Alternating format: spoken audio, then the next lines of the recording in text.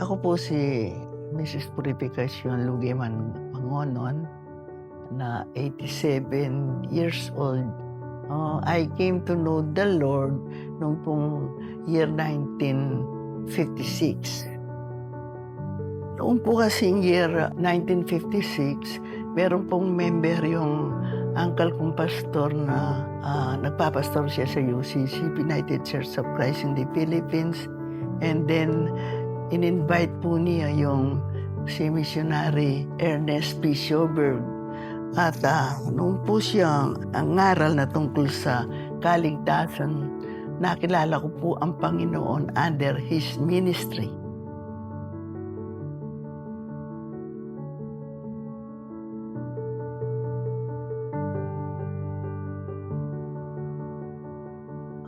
Hindi po well organized.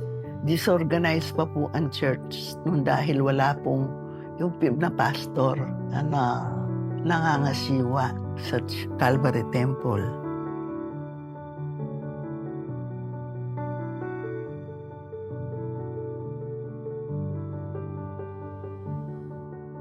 Merong isang significant na leader na ginamit ng Panginoon upang si Pastor Villanueva mapapunta sa Calvary Temple. Yan po ay si Evangelist Juanito Sanchez.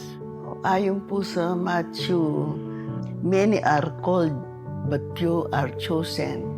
So marami po yung mga significance na workers, subalit iisa po ang tinawag ng Panginoon. Yun po ay si Pastor Carlito Villanueva and his wife.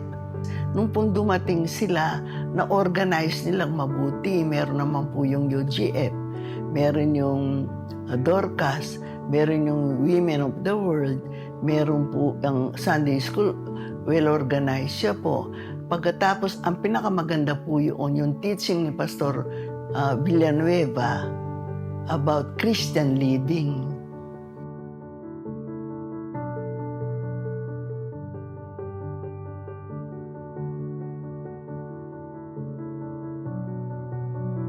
Marami po noong kasing pinaaral ako sa Bible School as training for Sunday School. Naging Sunday School superintendent po ako. Pagkatapos, nagtuturo rin po ako sa mga bata outside, yung tinatawag na outstation noon. Ngayon tinatawag na Sunday School Extension. Nagturo rin po ako sa mga adult class. Sa visitation, meron po kami visitation. Leader din po ako sa Bible study. Ang Bible study po namin dito sa Marisol.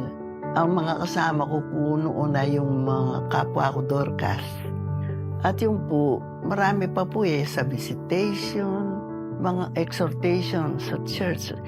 Marami po akong sinalihan na yung as volunteer worker sa church. Kung minsan po kapag wala ang isang worker, yung pong nagpipill up, yung sinasabi ko minsan butas kanila, pero hindi po butas yun.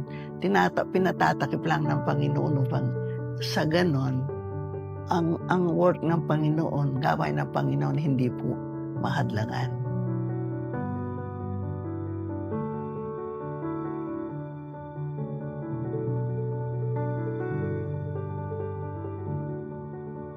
Malaki po ang diferensya. Una, organize yung little by little hanggang nung dumating si Pastor Manny Carlos. Yung church ngayon, yung mga pastors, yung mga workers, well-disciplined. Dahil ang pastor po, well-disciplined din, disciplined by the Lord. Nung po dumating si Pastor Manny Carlos, although medyo younger siya, pero po ginamit siya ng Panginoon. Gaya po yung sinasabi sa Bible na many are called but few are chosen. He was one of the pastors who was chosen by God. At saka si Pastor Juan po, hindi siya hard servant. Kasi po yung hard servant, pagka po dumating na maraming problema, iiwanan yung members. Pero po sila, hindi iniwanan. At saka ngayon nakita nakita ko po na kaya sinasabi kong memorable, nakita ko ang pag-unlad ng church at saka yung mga church members naging matured.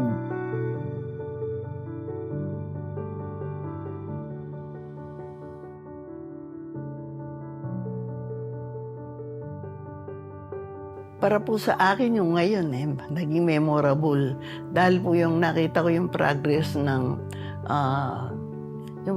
ng church, kung paano po ang mga pastors meron silang unity, meron silang discipline. Yun po, isa pa, hindi po sila basta nagpapastor kung hindi nila sinusunod ang kautusan ng ating Panginoon. Although yung mga iba reject nila ang mga katuruan, yung tungkol sa giving po. Kasi po, kapag tinanggap natin ng Panginoon bilang tagapagligtas natin, nakasurrender po lahat ang ating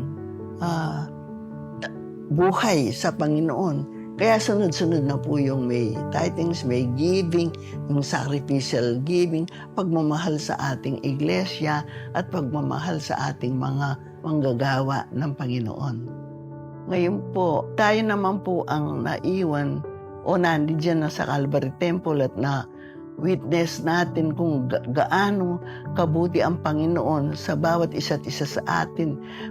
Magpatuloy lang po tayong maglingkod sa Panginoon at taos puso sa Kanya.